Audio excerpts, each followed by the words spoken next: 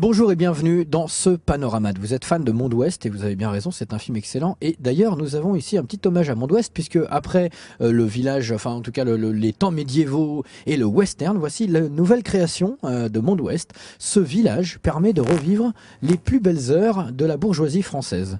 Alors ils l'ont appelé Deauville. Moi je trouve ça un petit peu étrange comme nom, mais en tout cas c'est le nom qu'ils ont choisi. Tous ces gens sont des cyborgs, assez bien faits, on y croirait presque tous. Hein. Il y en a qui sont quand même assez mal faits, mais en général ça fonctionne à peu près bien. Voilà l'occasion pour moi de présenter la bande-annonce de la semaine. La bande-annonce de la semaine, figurez-vous qu'elle est pleine de sushis et de typhons. Je sais que vous aimez les sushis et les typhons, alors c'est pour vous.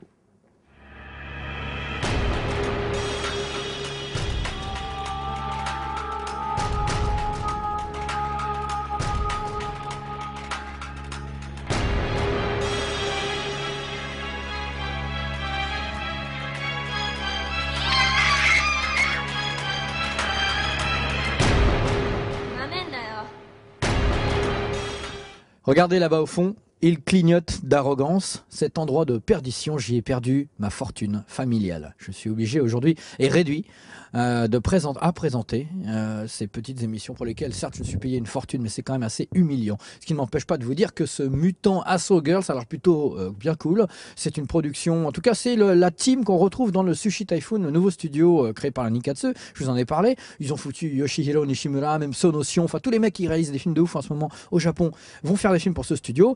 Et là, en l'occurrence, on a donc Yoshihiro Nishimura qui a fait Tokyo Gore Police, Tak Sakaguchi qui a fait Death Trance et aussi Monsieur Noboru Higuchi, putain de réal, qui a fait Machine Girl. Les trois mecs sont les co-réals de ce film de ouf.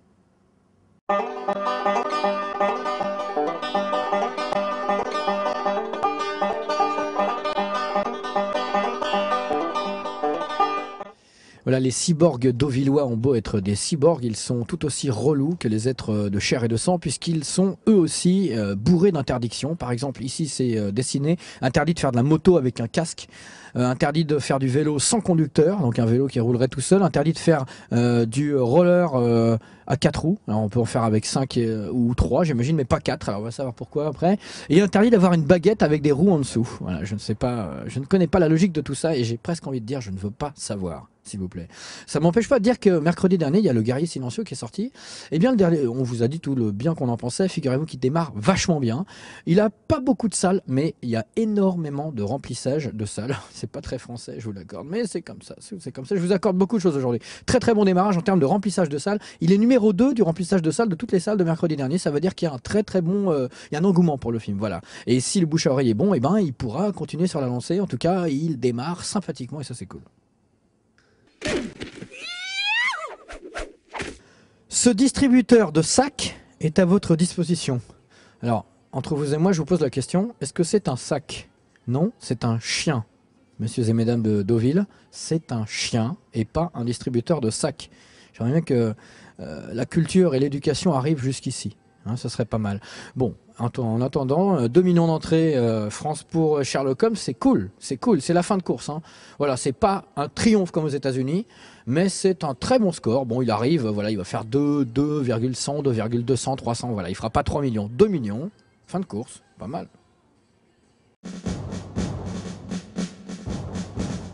Alice, Sweet Alice. Elle est sortie aux États-Unis, Alice, et elle a cartonné pour son premier week-end.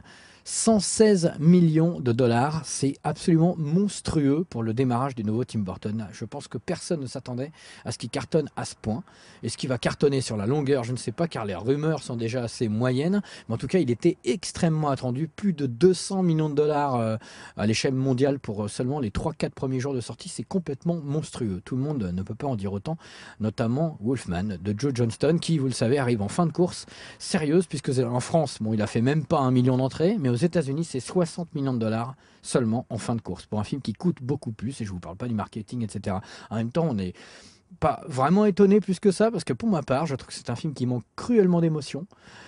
C'est un film avec des trous scénaristiques assez énormes et on finit sérieusement par s'ennuyer devant cet hommage, à mon avis raté, au film gothique old school. Voilà, ça aurait été un hommage réussi.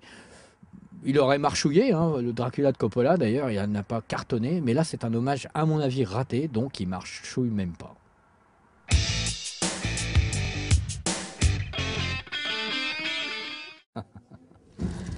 Ah, le chômage. Alors en Thaïlande, en ce moment, il y a un truc qui cartonne, c'est les films à sketch. Les films à sketch, les anthologies, comme ils appellent ça. Et du coup, tout le monde y va de sa petite anthologie d'horreur, principalement. Et le nouveau en date, le dernier en date s'appelle Die a Violent Death. Et un autre titre, c'est Still. Et c'est basé un peu crapuleusement, j'ai envie de dire, sur des véritables faits divers.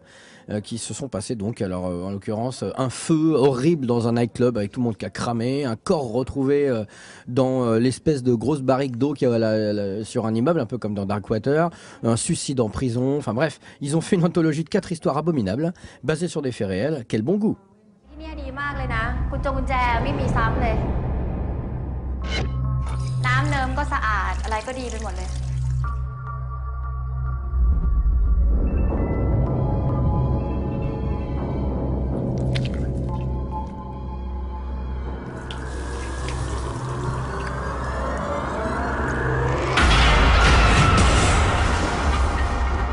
จริงสิที่ห้องนี้นะมีผู้หญิงถูกฆ่าตายมันเฮี้ยนด้วยนะโดนปาดคอตัดเอ็นขาขาด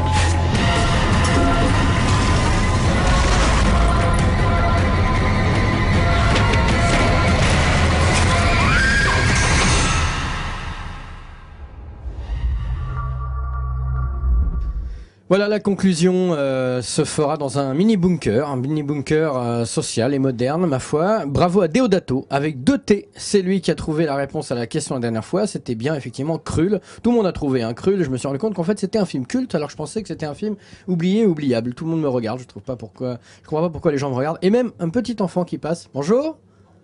Bonjour. Elle s'appelle Hortense. Voilà, elle s'appelle Hortense. C'est un nom qui lui va très bien, ma foi. La question de la semaine, ce serait en référence à un film, dirons-nous, de la fin des années 80, dans lequel joue un mec qui est devenu une méga star maintenant. Et c'est un film que, quand je l'ai vu, je me suis rendu compte qu'il était très très proche de Scream, bien sûr tourné bien avant. C'est un film d'horreur dans lequel des meurtres ont lieu sur le tournage d'un film, et il y a un mélange comme ça, réalité, fiction, etc. Alors je vous en dis pas plus, c'est un petit peu vague, mais je suis sûr que vous trouverez ce que c'est.